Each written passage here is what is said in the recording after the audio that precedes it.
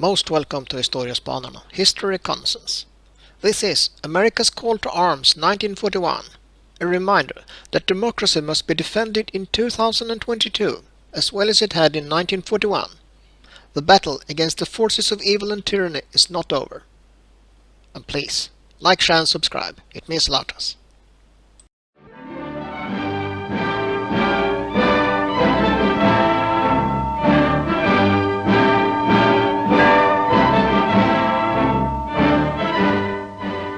America prepares. All America alters its pattern of life and work to meet the demand for protection. Industry is a double step to supply the sinews of safety, the armaments of war that an embattled world must have if democracy is to survive. Mechanical genius joins with the muscle of millions of men, working to win for the ways of freedom. Freedom to think, to speak, to rise, live, and plan with one's fellow man. America's vast resources are harnessed to the job of being the world arsenal for this and other democracies. Its present-day production of armaments is but a mere fraction of the great job that lies ahead. The flow of production in plant and shipyard gains speed. Vessels of all types, carriers, merchantmen, submarines, slip off the ways in growing numbers.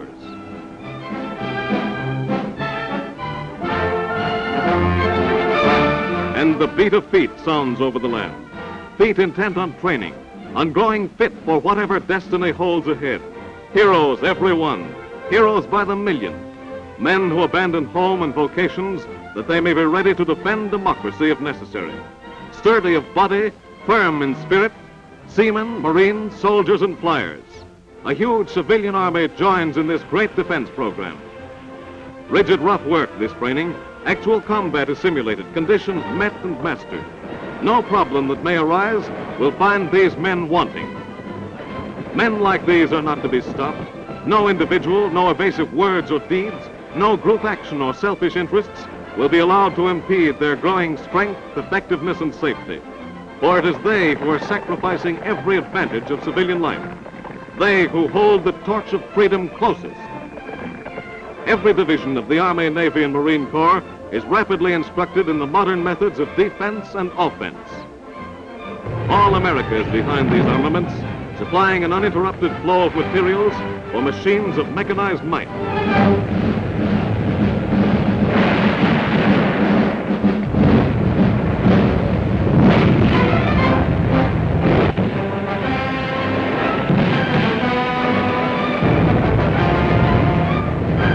America is making many tanks. The Americans are rapidly learning their use. A rough branch of the service, making all the more necessary the intensive training of the day for total preparation against any threat to freedom. In less than a year, miracles are wrought in the production of tanks, rolling fortresses geared to demolish anything in their paths, conquering all obstacles on every nature of terrain.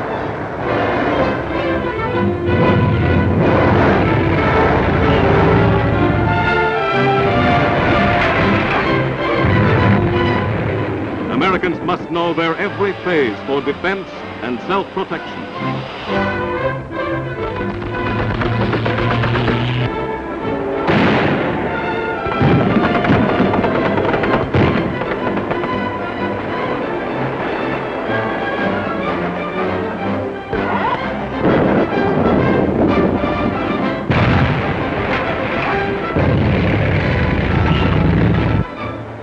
The quick spanning of streams with portable bridges for the advance of lumbering, powerful tank corps, forerunner of the infantry, successor to the cavalry, as wars are conducted today.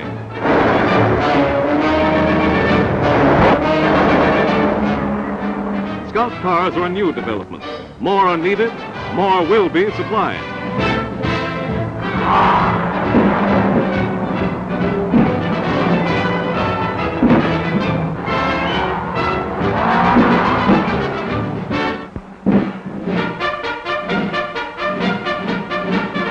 On guard at the Panama Canal, Uncle Sam's vital water lifeline, joining the two great oceans of the world. Protection of this most important artery rests with many divisions.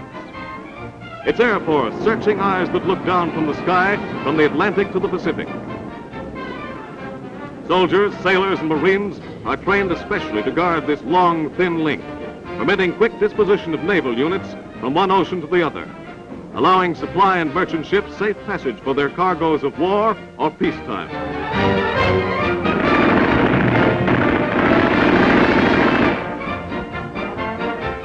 Alert is America's coast defense.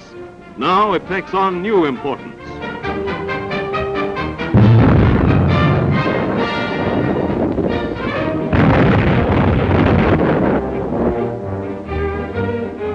Thousands of anti-aircraft guns and thousands more in production. America's coasts must be invulnerable.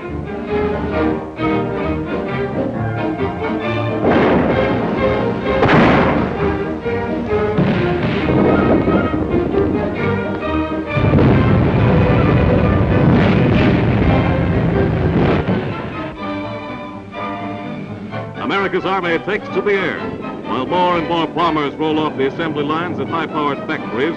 Growing air armadas stand ready, guided by pilots second to none. Men training with bombers, with fighters, with pursuit planes. Intrepid men, learning every formation, learning to keep the air above America free.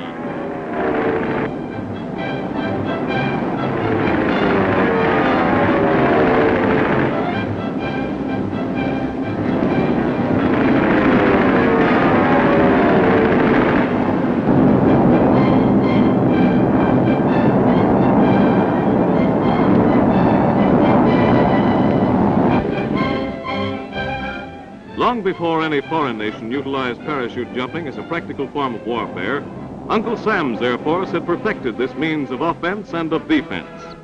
First, the equipment of guns and accessories are thrown safely to the earth. Then the men pile out. There's a whirlwind descent, then a tug as the parachute opens to glide the men to safety.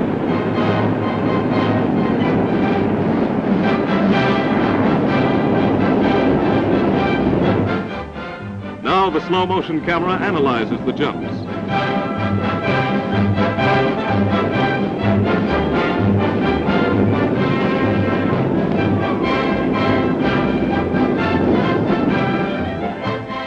For perfect form, the parachutist is expected to land standing on his 2 feet.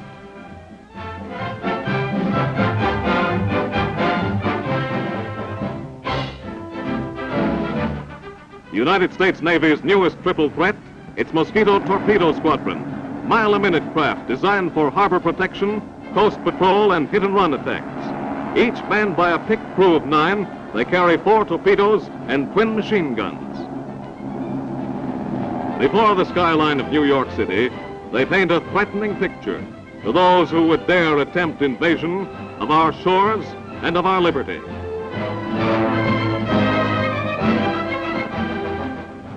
But the fleet is the total hitting might of the United States Navy.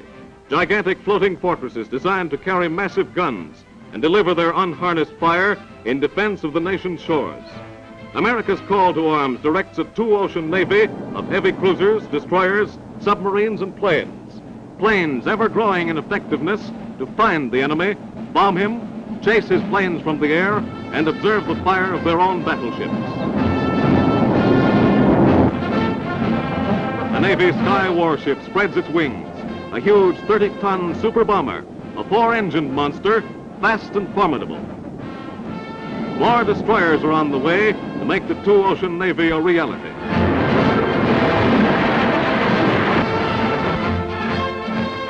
Uncle Sam's Submarine Squadron, $6 million craft that hail a $3 billion program which delivers a new fighting ship every 12 days.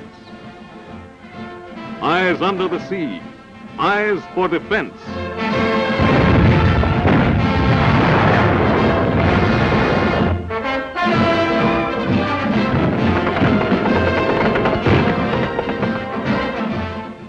Through America's big guns, the nation roars, on guard.